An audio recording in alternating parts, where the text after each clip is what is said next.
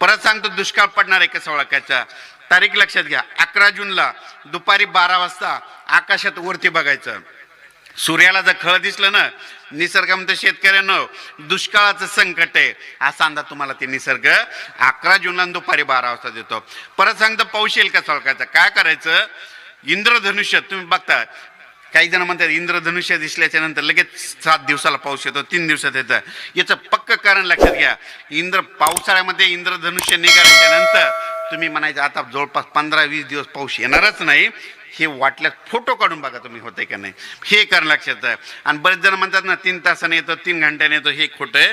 इंद्रधनुष्य दिसल्याच्या नंतर कंप्लीट 20 दिवस 2-3 दिवस पाऊस पडतो आणि त्याच्यानंतर 20 दिवस पाऊसच येत नाही.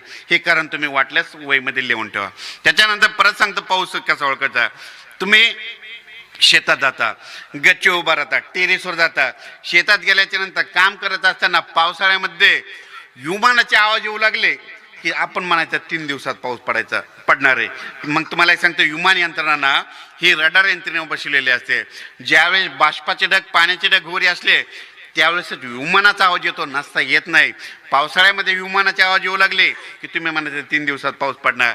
आणि हिवाळ्यामध्ये आणि उन्हाळ्यामध्ये विमानाचा आवाज आला की तुम्ही म्हणायचं 3 दिवसाचा आभाळ येणार आहे.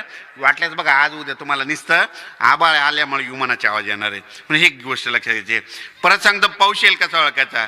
निसर्गामध्ये काही गोष्टी अशा असतात की तुम्ही बघा, वावटोळ म्हणतात ना, आमच्याकडे वाटोळ म्हणतात, तुमच्याकडे वाळवट म्हणतात, कुठं वावटोळ म्हणते.